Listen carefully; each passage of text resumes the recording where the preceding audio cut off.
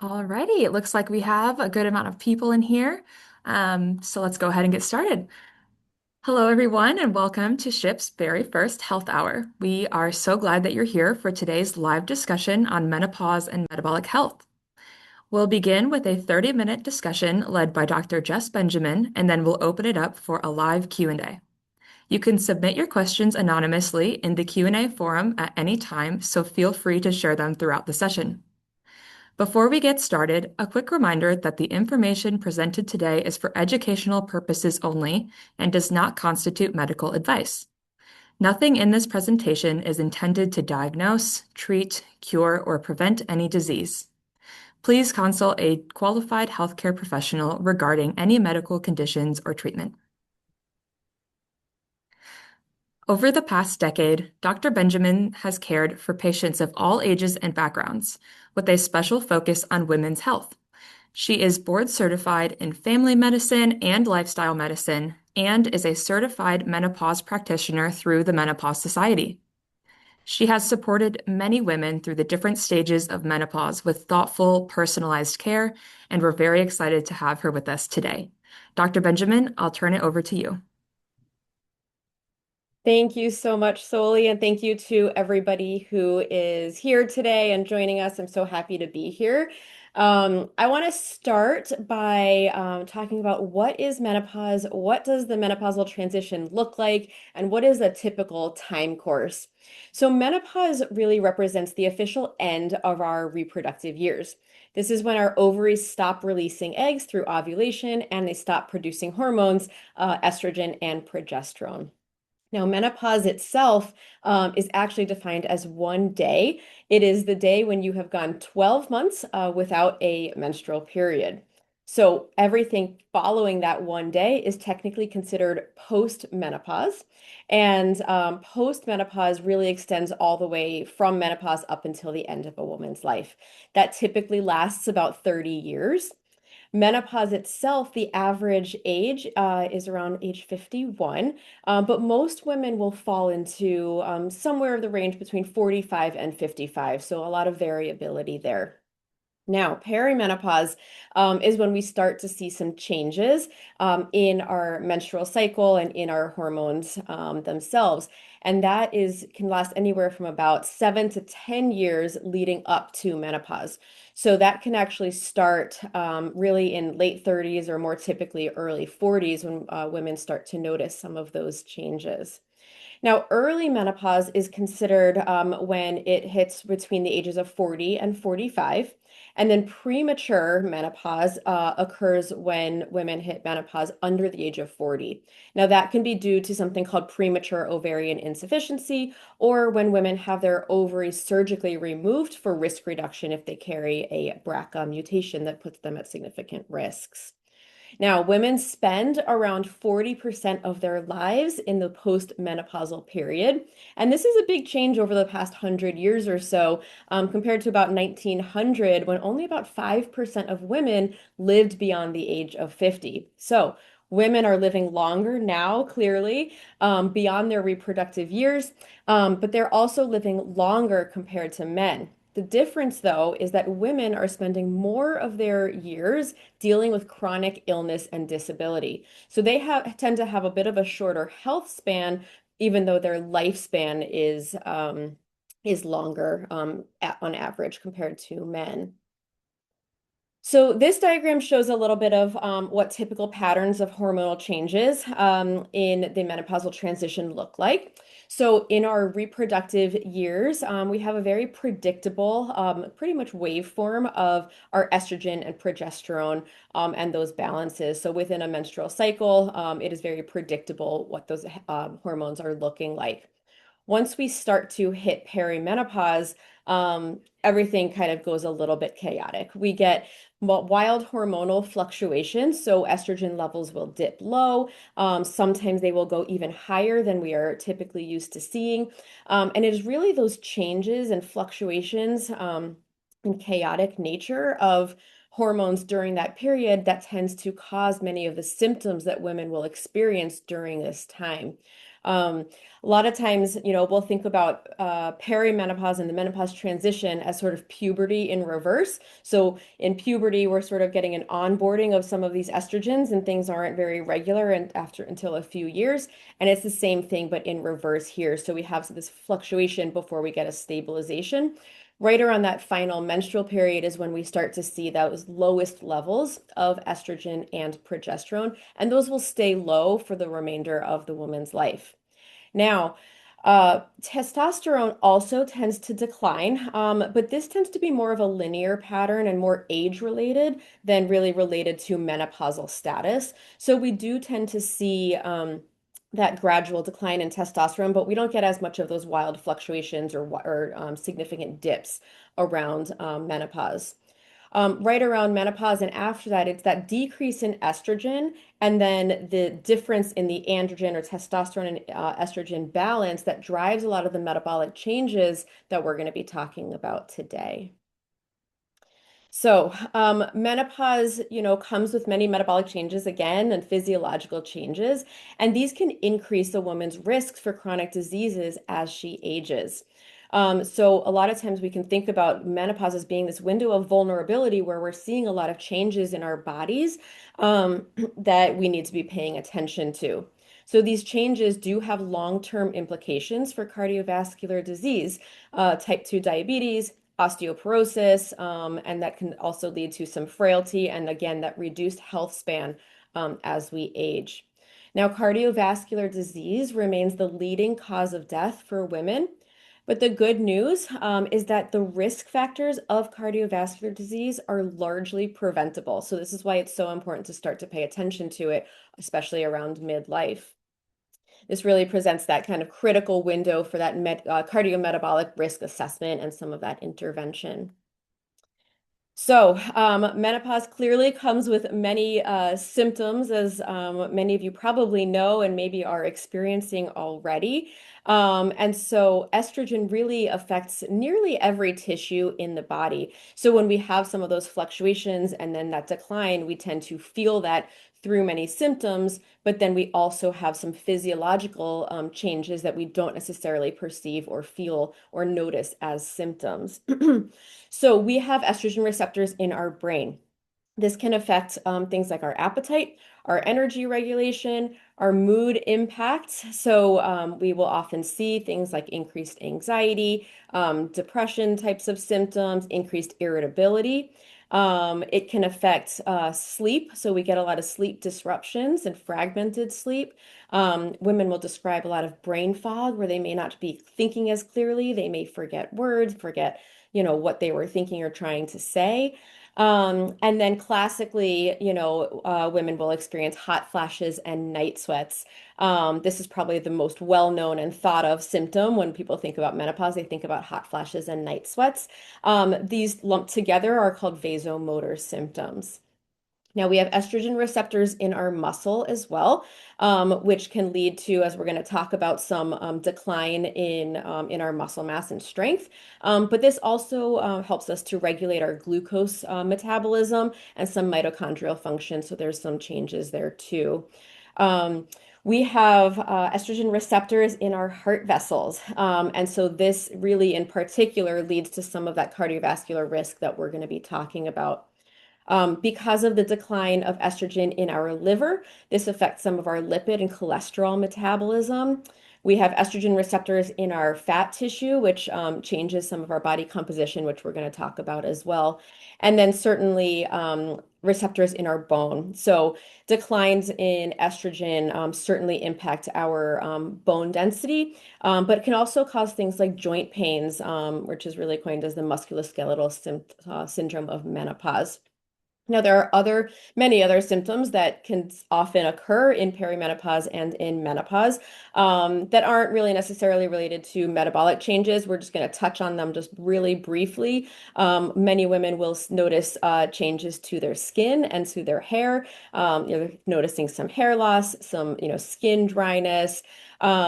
There are some changes to sexual function in terms of overall libido. And then sometimes women will experience some pain with intercourse as well.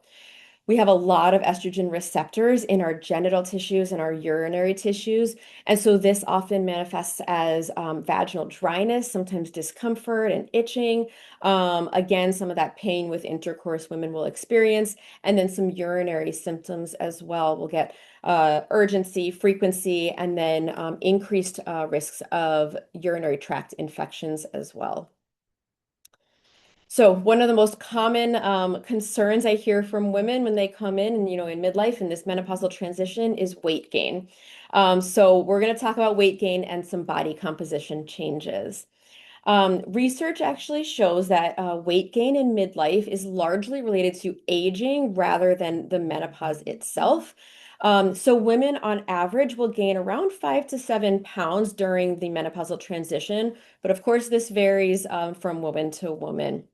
The more significant changes that we see that are a direct cause of estrogen decline is that change in body composition. So we do hold on to more fat mass in general, especially in the abdominal region. So women will notice that they have more belly fat during the menopausal transition and certainly after that. And that really is a direct response of the declines in estrogen. So what that means is that we get some increase in something called visceral adipose tissue. And visceral adipose tissue is essentially the fat that sits inside our abdomen, surrounds our organs. It is considered metabolically active and inflammatory, and it is associated with chronic diseases like cardiometabolic diseases, and as well as some cancer-specific mortality and all-cause mortality. So it's really something that we want to be focusing on and paying attention to. Um, in postmenopausal women, visceral adipose tissue can make up 15 to 20% of body weight, as compared to about 5 to 8% on average for premenopausal women. So the change here really is significant. In addition to that increase in that belly fat or that abdominal fat, we do see a decrease in our muscle mass. So muscle mass is really essential when we think about longevity and health span. It protects against falls, against metabolic diseases. And then when women have a lower muscle mass, especially as they age, this can result in a loss of independence and quality of life. So again, this is a really significant change that we need to be paying attention to as women go through this menopausal transition. Now, what you're seeing on the screen is a comparison of two DEXA scans that compare body composition for one woman when she was aged 45 and aged 49 when she had really gone through that menopausal transition. So DEXA scan is really the gold standard for body composition. We do this in our office. And so if you look at the differences from when this woman was 45 until 49, you can see that in that top red box, her total body fat percent had increased from about 27 to 34. And then her visceral adipose tissue is represented in that second box. And so you can see that increase also from about 62.7 to 90, which really does represent that significant change. That lower box represents muscle mass in the arms and legs, and you can see that she has had a decline there as well. So total weight gain was about 8 pounds, but it's really that body composition change that we really want to be paying attention to. So, metabolic syndrome, what is metabolic syndrome? This is a cluster of these interrelated cardiometabolic risk factors. And the menopause transition really significantly increases the prevalence and the severity of metabolic syndrome for women. Now, the prevalence of metabolic syndrome increases about 3.5 times in the postmenopausal women compared to premenopausal women. And this is after adjusting for age and other factors. So we've already discussed some of those increases in that central obesity, that abdominal fat with the drops in estrogen. So that is certainly a contribution toward metabolic syndrome. We also tend to see changes in our cholesterol levels that is impacted by a decline in our estrogen levels. So we see an elevation in total cholesterol in our LDL, which is considered that bad cholesterol that puts us at risk for cardiovascular disease. But we can also see a decline in HDL, which is that protective cholesterol. Insulin resistance is also a direct result of menopause. And this occurs because of the low estrogen itself, that increase in fat tissue and the reduced muscle mass as well as some elevated general cortisol levels that we see. And all of that plays a role in insulin resistance. Now, insulin is the hormone that regulates our blood sugar. And when tissues don't respond as well to insulin, the pancreas then needs to produce even more insulin to try to keep up and keep glucose levels in a normal range. Over time, this can then lead to elevated blood glucose levels on average, which can then lead to pre-diabetes or eventually diabetes, which comes with its own risks there. Triglycerides and blood pressure also tend to increase through the menopausal transition, and this also tends to be independent of aging alone. So, metabolic syndrome as a whole really doubles our risk of cardiovascular disease over 5 to 10 years, and increases type 2 diabetes risk about 5 times. So, it is, again, something significant that we want to be paying attention to. Now, ultimately, many of the metabolic changes that we have described and that we're seeing that occur throughout the menopausal transition, they do lead to an increase in cardiovascular disease and progression of atherosclerosis. Now, what's atherosclerosis? These is really fatty deposits or plaques that build up inside of our arteries. They make them narrower and stiffer. And then this can lead to some reduced blood flow to some vital organs like heart and brain in those advanced stages.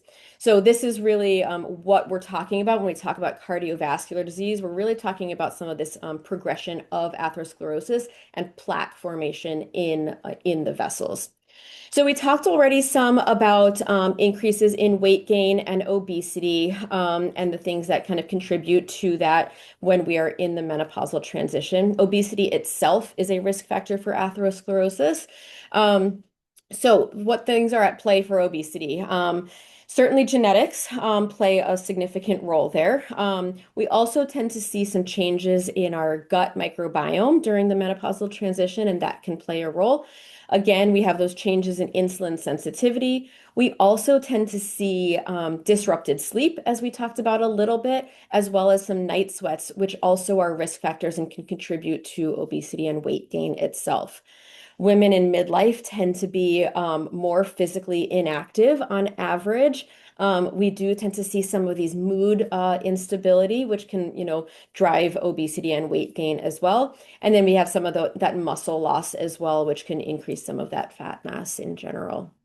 So that's sort of just the independent obesity factor, but estrogen decline also has some indirect effects, a lot that we've already talked about, and then some direct effects on the vessels themselves. So for those indirect effects on cardiovascular risk factors, we've really talked about much of this already. So again, that abdominal fat plays a role, those changes in cholesterol and lipids, the triglycerides, that insulin resistance, which we have talked about, and then that blood pressure and chronic inflammation, and all of that really combined presents over time, over decades, can lead to development of atherosclerosis. But estrogen loss also really has a direct effect on our vessels themselves. Estrogen really has a protective effect on our vessels, and so when we lose that, we tend to see some endothelial dysfunction. Endothelial dysfunction really means that the lining of our vessels don't work properly or like they used to. So this makes it harder for those blood vessels to relax and widen when they need to. Can lead to also some of that decreased blood flow and then some increases in some inflammatory cytokines or markers there. Um, One other thing to note here is that for women who have persistent and very frequent vasomotor symptoms, again, those are those hot flashes and night sweats. Vasomotor symptoms themselves are actually associated with an increased risk of cardiovascular disease. They do impact blood pressure, cholesterol levels, and are associated with a higher BMI. And so, management of those vasomotor symptoms is not solely for symptom relief, although that is very important because we want women to, feel that they are not burdened by those vasomotor symptoms themselves, but it also has a direct impact on some of that metabolism and those risks there. So outside of cardiovascular disease, we do need to talk about estrogen's effects on the bone and risks for osteoporosis. So as I mentioned before, estrogen has a really significant effect on our bones. And women typically will reach their peak bone mass around their late teens and early 20s. And so even for kids and teenagers, really building that bone becomes really important because that's really when we start to reach our peak level. Then we tend to kind of stabilize out, we plateau a little bit. And then as estrogen levels start to decline, we lose bone density. So our most rapid bone loss occurs right around menopause, really from approximately 2 years before to 2 years after our final menstrual period. So this is a really critical window for some of that bone density loss. Approximately 20% of women over the age of 50 and 30% of women over the age of 65 meet the criteria for osteoporosis. So, why is osteoporosis such a concern? This really has to do with increased risks of fractures as we age. So, fractures themselves can really significantly impact women, certainly through pain, but also through disability and an overall decreased quality of life. In particular, after a hip fracture, the risk of death within 1 year doubles. And many women really never regain their full independence following a hip fracture. So this is really significant and something that we want to work to prevent. So, we given all of this information and the risk factors that we, see that happen during the menopausal transition, what are we going to do about it? The first step is really to evaluate and understand personal risk factors. So not everybody is going to end up with cardiovascular disease. Some women are at more risk than others, and it's really a critical time for us to evaluate where we are, what are our risk factors, and then how do we really address that. So a thorough assessment of some of our data can give us that kind of clear picture of what's happening inside our bodies, even before we feel some of those symptoms. And so when you understand your personal risks, you can then focus on the changes again that really make a difference for your body in particular. We can really personalize our strategy, that way. So many of these assessments are pretty standard and typical in an annual assessment or an annual physical. So we're going to go through some of those. So most women will get a standard basic lipid panel. And this is what's going to tell you about your total cholesterol, your triglycerides, your LDL, and that HDL, which we have already talked about. So again, that's really crucial to understand where you are. A hemoglobin A1C tells us a little about how our body is responding to insulin and our glucose metabolism. So hemoglobin A1C is a reflection of our average glucose, blood glucose levels over the past 3 months. And it's a really good thing to track. If we are in the pre-diabetic range, we typically want to certainly work to have measures to address that, but track it a little bit more closely. Otherwise, if everything's looking good, typically about once a year makes sense for a hemoglobin A1C. We really want to know where our vitamin D levels are. Vitamin D is really essential for some of that bone building and the bone density and protection. And so we want to know if we're deficient in vitamin D. Certainly living in the Midwest, especially in those winter months, we tend to see a lot of vitamin D deficiency or even lower, just in the normal range, but on the lower end. Most of our vitamin D comes from absorption through the sun. So again, those winter months in particular are a concern. So tracking vitamin D is really important again for that osteoporosis prevention. We do often look at our thyroid function, and the reasons for this is for a few things. One is that a lot of the symptoms that women will experience during perimenopause and menopause have a lot of overlap with symptoms of thyroid dysfunction. Thyroid dysfunction itself actually can increase in midlife and around menopause as well, so it's something that we want to screen for. And untreated thyroid disease can actually have an additive effect to some of that cardiovascular risk as well as those bone risks. So it's really something that we want to address if thyroid is levels are off. Um, Blood pressure is pretty standard. Anytime you go into a doctor's office, you're getting vital signs. Blood pressure is part of that. We want to be screening for increases in blood pressure, hypertension, which again is, a risk factor, for cardiovascular disease and some of the things that we've talked about. So those are all pretty standard, but really important measures of things to be looking at. We do have many advanced screenings and diagnostics that I do recommend, and that we often do here at Shift as part of our assessments for women in midlife and otherwise. So we're going to go through some of those. The first one is called apolipoprotein B, and this is ApoB. This is often seen as part of an advanced lipid panel. So ApoB is a protein that's found on the surface of all of the harmful cholesterol particles that carry fat throughout our bloodstream. And it really provides some important information about assessing where our risks for heart disease are, even in addition to just looking at that LDL cholesterol that we often focus on. So that's a really good number to track. Lipoprotein A is also part of an advanced lipid panel. And this is a genetically driven marker that really presents its own independent risk factor for cardiovascular disease. So, screening for lipoprotein A becomes really important because it really helps to guide how aggressively we need to be managing all of the other risk factors, in particular. Our lipids, our cholesterol levels, because it has that additive risk factor. So it's a really good thing to screen for.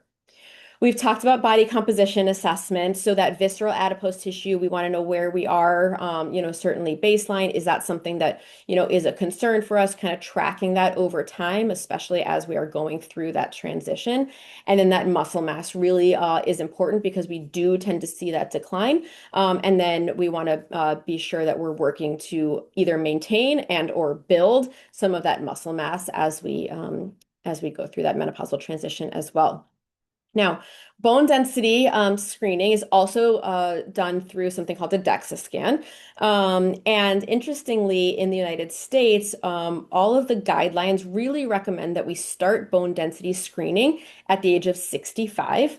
But as we've already seen, we have the most accelerated bone loss right around that time of menopause. So I think we're really missing a critical window to understand and intervene if we need to for women who are at risk of osteoporosis, osteopenia. So many menopause experts, we really do advocate for screening for bone density right around the time of menopause. Are you somebody who's at risk? Do we need to be screening for this sooner? Do we need to think about approaches and therapies to address that bone density instead of waiting another 15 years until you're age 65 to then get that bone density screen? Coronary calcium scan is something that we do often as well, in particular for women who are at increased risk, particularly because of some of those elevated cholesterol levels or some of those other risk factors that we've talked about, or if you have a family history of cardiovascular disease. A coronary calcium scan is a low-dose CT scan that really looks for evidence of hardened plaques in those vessels. So it gives us a good idea of kind of where we are on that pathway, on that trajectory toward atherosclerosis, and how aggressively we need to be intervening and managing if we're already seeing some of that plaque development. So not everybody needs a coronary calcium scan. For people who are at low risk, it's not something that we do as a standard, but certainly something to keep in mind for women who are at a higher risk. So once you know where you are, from a data and evaluation standpoint, what are we then going to do about it? So now more than ever in our, midlife and through the menopausal transition it's really crucial to kind of anchor in on some of those healthy lifestyle habits. As our bodies change, our strategies must really change as well, to keep us healthy and thriving. So we're going to talk about diet first. Many, people, there's a lot of talk about diet and what's the most appropriate diet. As with any age, not just in midlife, we really want to emphasize, a diet that's really well-rounded, grounded in whole foods, really limiting a lot of ultra-processed foods and some of those added sugars. But for women in menopause and midlife, we also really want to focus on protein. So protein is super important for our muscle health or our maintaining muscle and building muscle, but it's also really important for some of that bone density. So we want to make sure that we're getting really good protein throughout our diet, really targeting protein at every meal and snacks and making that a priority as we think about our fueling in general.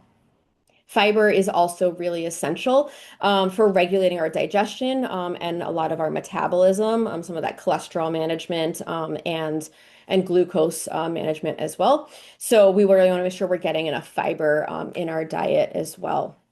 Now, exercise certainly remains important. Many women will hear that strength training is the most important thing that we can be doing in midlife and through the menopausal transition. And this absolutely is true. We do need to emphasize more strength training, resistance training for all of the reasons that we've talked about. So, we do tend to naturally lose muscle mass, and it is so important to preserve and build muscle mass as we age. So heavy, resistance training and really changing those muscles and putting some strain on those muscles combined with that protein throughout the day is really essential. But it's also important for our bone density. So doing resistance training is one of the best things that you can do to really preserve loss of bone density as well. Cardiovascular exercise does remain important. It's not like we should just switch over to strength training and forget about cardiovascular exercise. So this is really important to maintain our insulin sensitivity in general. For fat mass regulation is very important and really just overall cardiovascular health. So don't drop all of your cardiovascular exercise and say, I only need to be doing strength training. We do really need a healthy balance and a good, well-rounded exercise routine. Now, poor sleep, fragmented sleep and chronic stress, these certainly have effects, like worsening of those vasomotor symptoms we talked about. Those can lead to some increased in inflammation and those cortisol levels when our sleep is disrupted, and when we're at chronic stress, we have chronic stress. They can also really impact our hunger hormones, and a lot of that can lead to more weight gain as well, which also presents those risks that we talked about.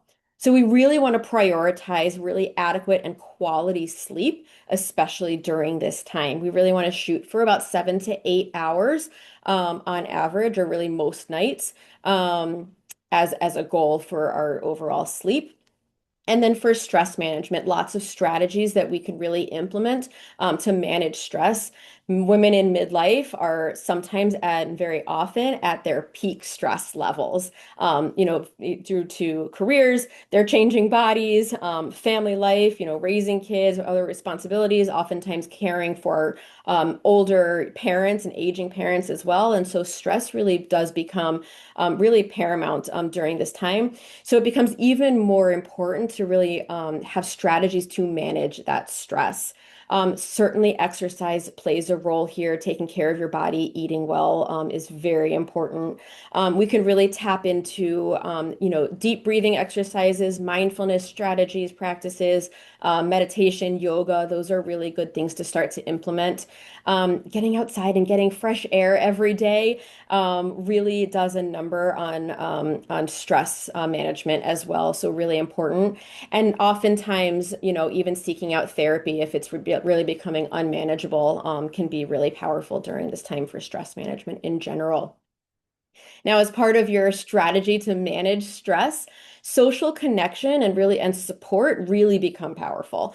So strong relationships are really associated with lower cortisol levels in general, healthier weight trajectories, and really that reduced cardiovascular risk that we do see with positive social connection. Research really does confirm that. So in midlife women, especially, we're often, feeling isolated, but really feeling socially supported, leaning on our friends, our family, our husbands, whoever it may be that's in your life. This really can reduce stress, improve sleep, and really reinforce a lot of those sustainable lifestyle factors and behaviors that we have already talked about. So the goal here really is to establish these habits as being a foundation to lay for our healthy living as we age. So this doesn't mean that we really only need to focus on these strategies, during our 40s and 50s and then, kind of drop them as we age. But this is a really nice opportunity to set the stage for our healthy living, have these habits in place, and then keep them as we age to really expand our quality of life, and certainly duration of life, that health span in general.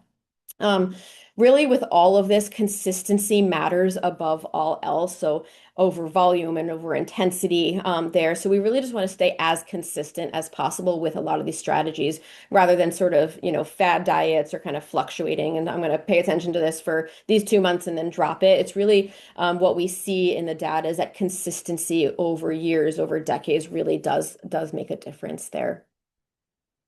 Now, we can't have a talk on menopause without talking about hormone therapy. So, we're going to talk about this just a little bit because we really could have a whole separate talk on hormone therapy itself. But we are going to touch on this a little bit. Now, what I'm going to focus on today really is on systemic estrogen therapy.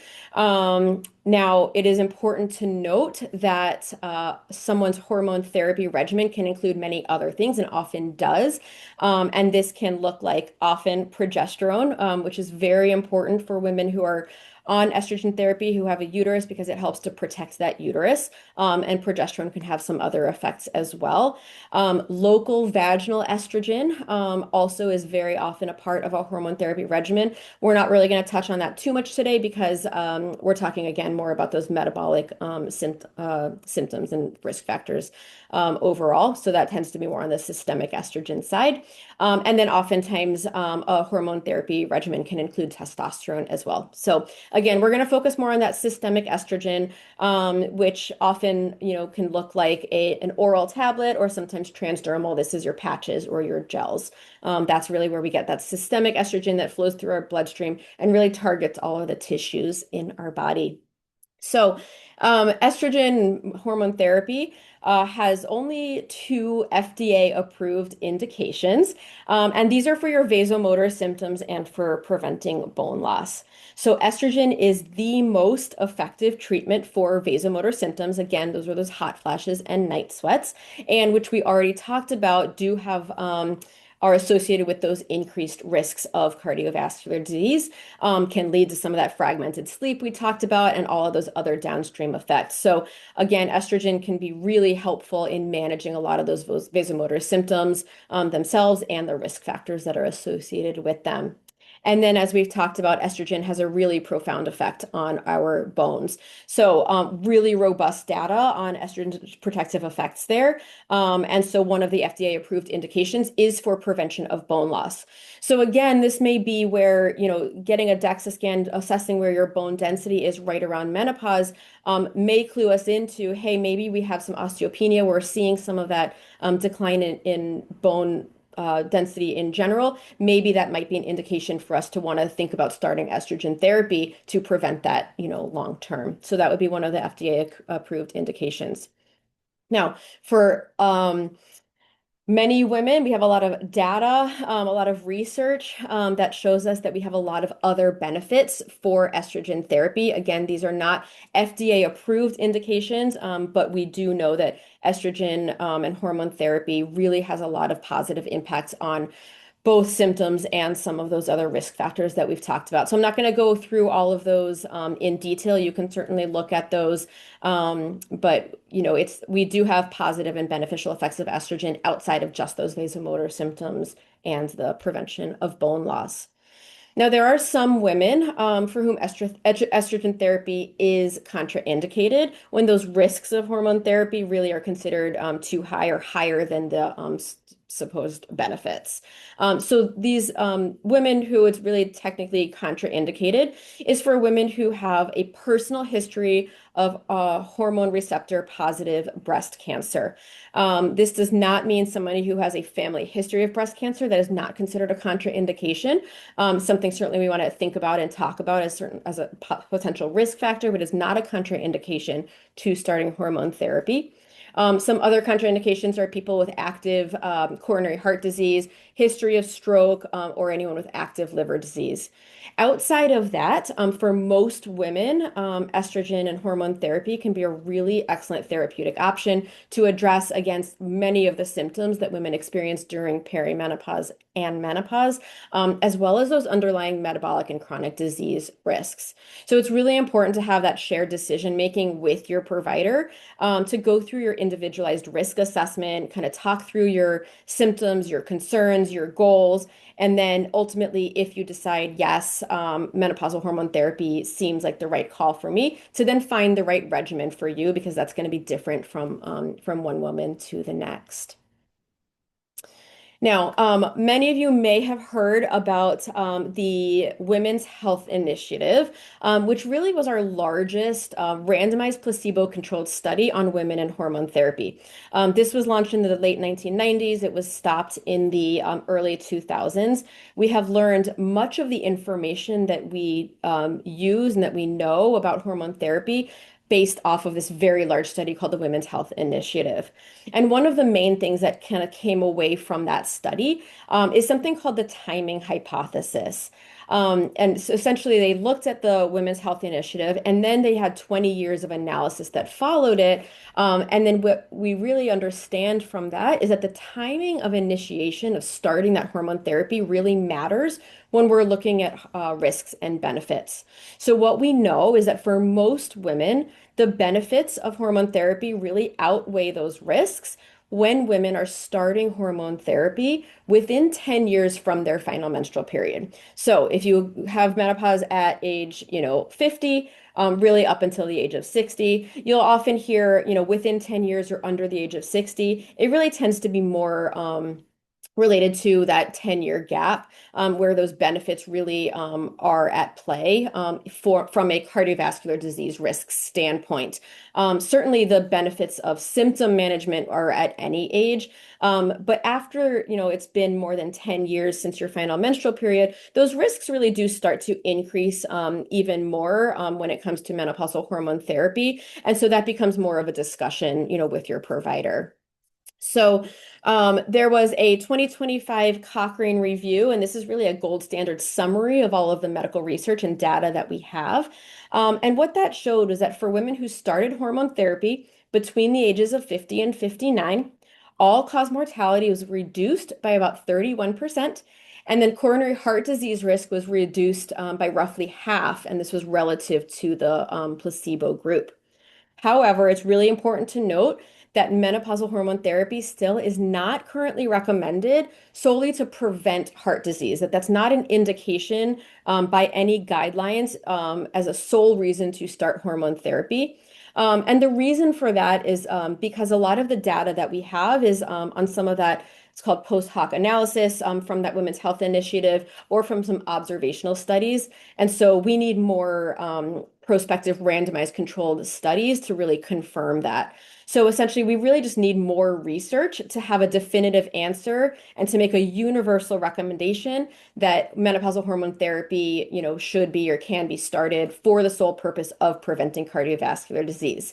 So guidelines don't recommend that, but every woman really deserves that thorough conversation with her provider to determine what's best for her. Does she have symptoms? Does she have other risk factors? And kind of weighing those options.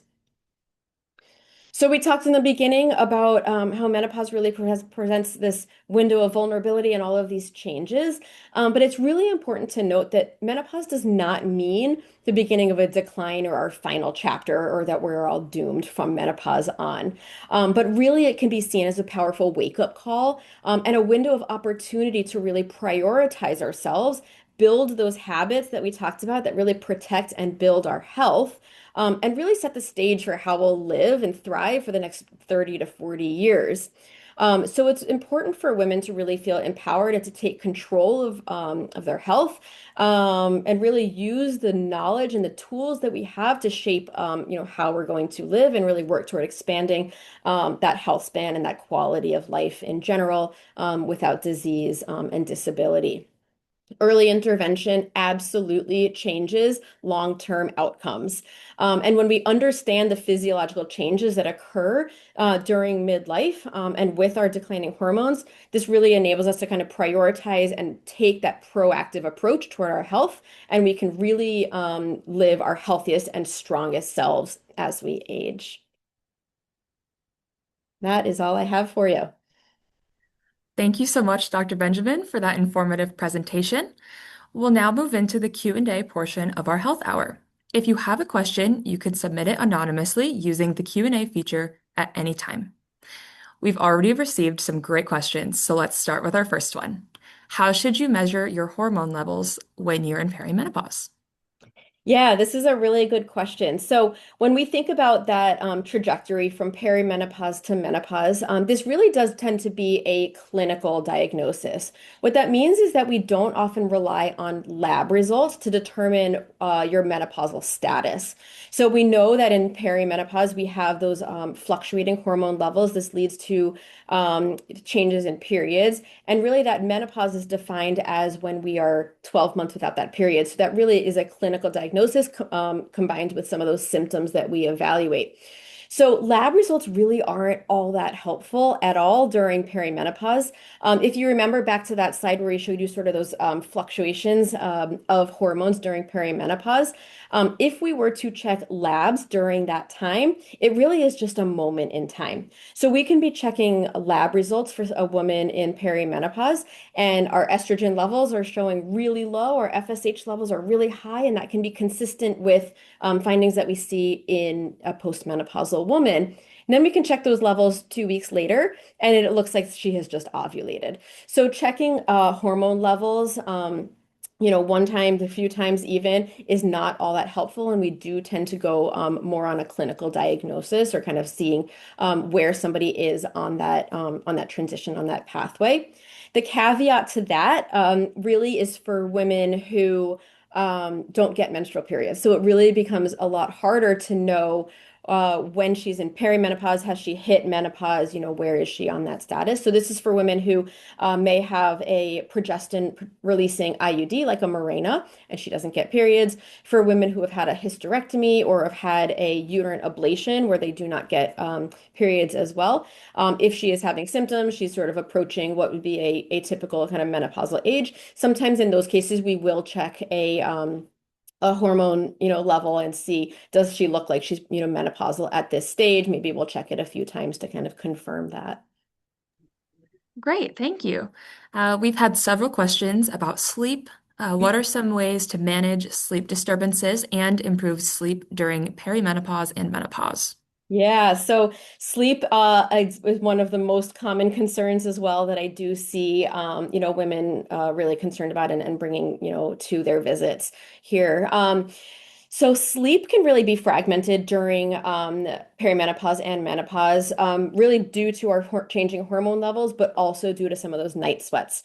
So if night sweats are impacting sleep, those are the primary things that we want to target to really get rid of those night sweats and help you sleeping, more through the night and longer. So that can be through, some of that estrogen therapy that we talked about, or other ways to sort of manage hot flashes and night sweats.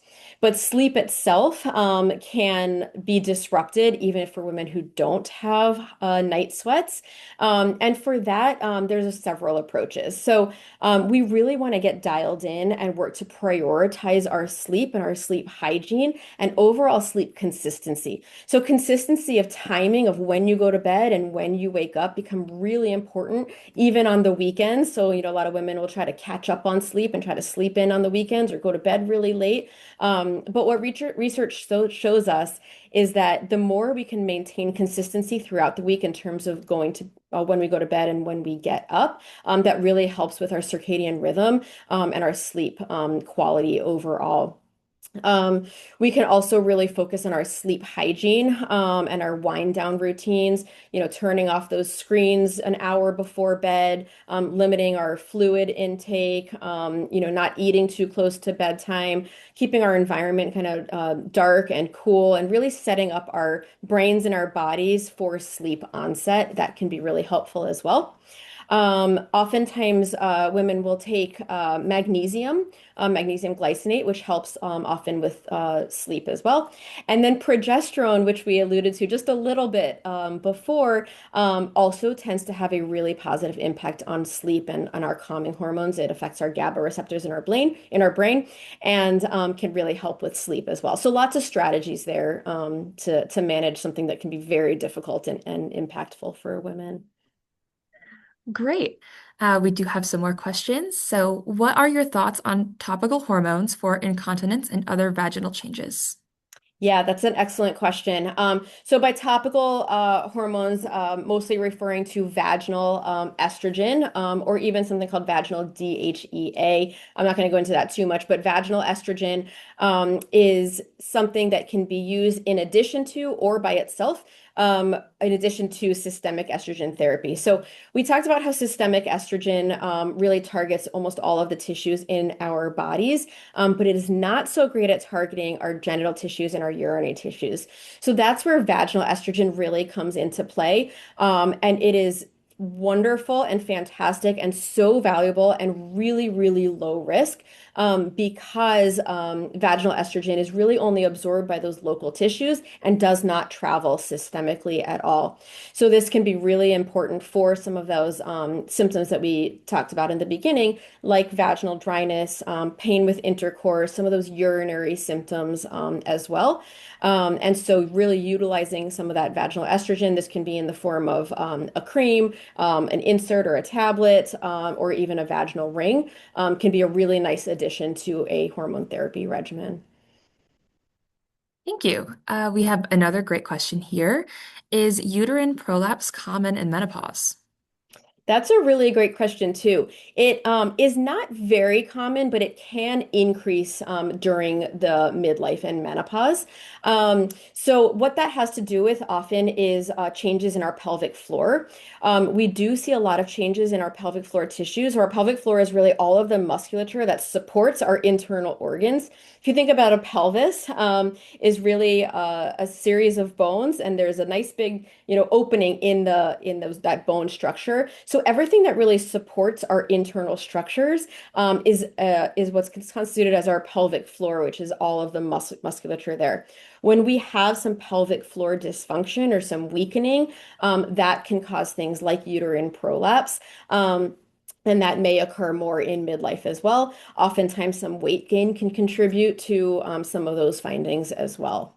So, a really good, pelvic floor physical therapist can be really important and helpful here, or even seeing, a urogynecologist can be helpful to address some of that. Thank you. We have a question asking about what are some practical strategies, such as lifestyle changes, nutrition, and supplements that can better support hormone balance. Yeah. And hand in hand with that, we did have somebody ask, like, what's one thing that you recommend people really focus on as they're going through this transition in terms of lifestyle changes? Yeah, that's a great question. So we talked a lot about the habits and lifestyle changes that we really can address.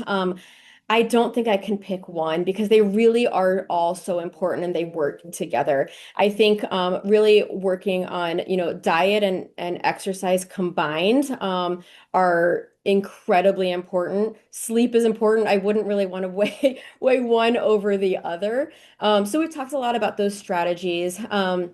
But in terms of supplements, there are some supplements that women can take to support us through our, midlife transition. There's not any one supplement or series of supplements that I will recommend to everybody, and it really does become more individualized. But some of those things might include things like vitamin D, especially if you are low or on the low end of that normal range. And so vitamin D is something that we certainly are often recommending. For women who have some of that higher cholesterol or some of those cardiovascular disease risks, we'll often recommend things like omega-3 fatty acids. And that's especially if you're not getting a lot of, fish in your diet. Adding in an omega-3 fatty acid can be really helpful too. We talked a little bit about magnesium, which can be really helpful for really helping with sleep and that quality of sleep in general.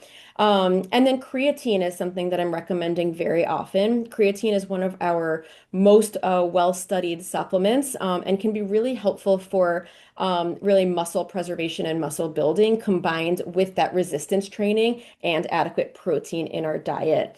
So creatine has to do with really impacts our muscle energy and muscle recovery. And so that's something that we'll often recommend to include as well. Great. Our next question, I know that you touched on this a little bit during your presentation, but if you could just go into a little bit more depth about the link between perimenopause and menopause and cholesterol.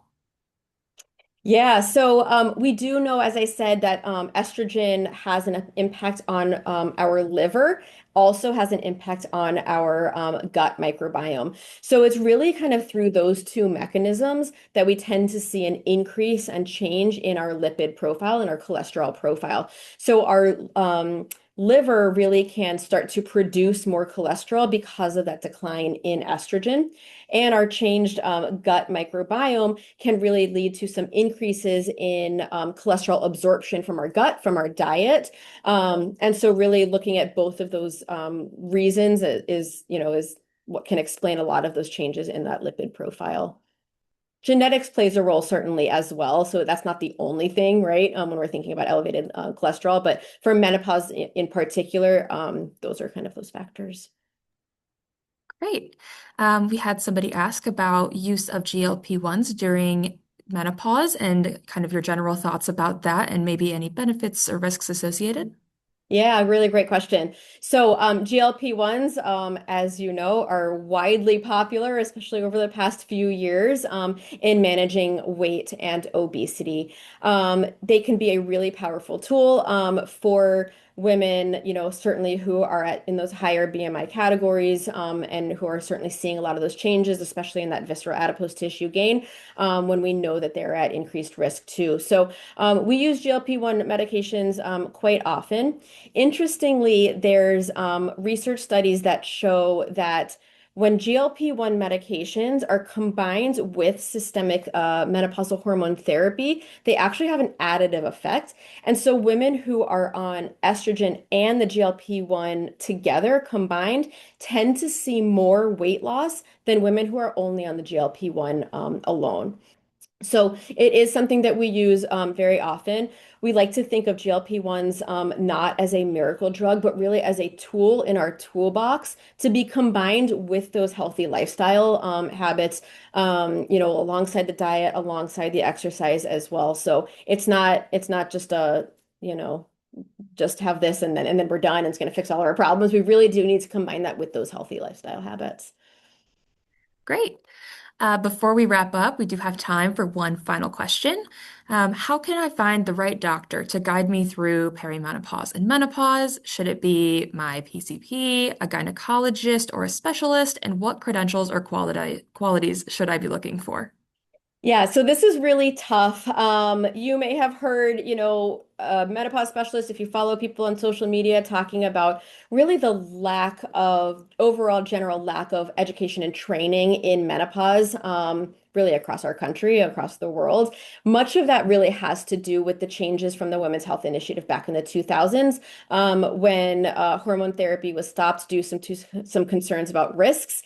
And so women just really weren't trained, doctors weren't really trained in medical school, in residency on menopause, and how to manage that and all of the things that come alongside it. So it can be really challenging to find a trained menopause provider. Certainly you can come and see me if that is something that you are interested in doing over here at Shift. Um, but in terms of, who you want to see, primary care versus OBGYN versus other specialists, really, it can be anyone, but you want to find somebody who does have additional training in menopause and perimenopause. And so, how can you do that?